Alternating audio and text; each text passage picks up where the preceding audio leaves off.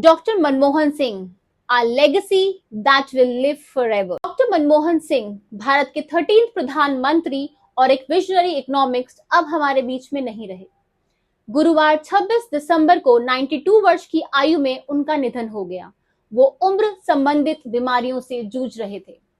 आज ये वीडियो हम उन्हीं को डेडिकेट करने वाले हैं और जानने वाले हैं उनकी जिंदगी के कुछ उतार और चढ़ावों के बारे में। उन्होंने 1991 में इकोनॉमिक क्राइसिस के दौरान भारत को लिबरलाइजेशन के रास्ते पर डाला और भारत की अर्थव्यवस्था को बदल दिया। 2004 से 2014 के बीच प्रधानमंत्री के रूप में उन्होंने काफी महत्वपूर्ण फैसले लिए। एक ईमानदार और निर्मल व्यक्ति के रूप में उनका योगदान हमेशा याद रखा जाएगा। डॉक्टर मनमोहन सिंह का जन्म 26 सितंबर 1932 को गह पंजाब में हुआ था। गह जो कि अब पाकिस्तान में है।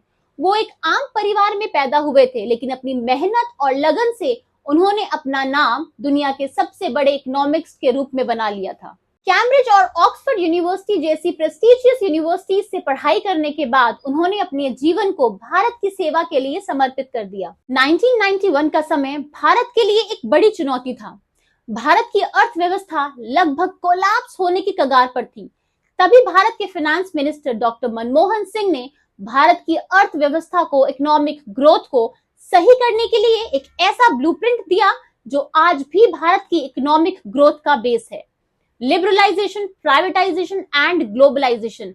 इससे डॉक्टर मनमोहन सिंह ने भारत की इकोनॉमिक ग्रोथ को एक नई दिशा दी। 2004 से 2014 तक प्रधानमंत्री के रूप में डॉक्टर मनमोहन सिंह ने काफी महत्वपूर्ण योजनाएं शुरू की, जैसे national rural employment guarantee act, जो कि गांव के लोगों को रोजगार देने के लिए एक नया माइलस्टोन साबित हुआ। इंडिया यूएस न्यूक्लियर डील, जिसने भारत के ग्लोबल रिलेशंस को बहुत मजबूती दी।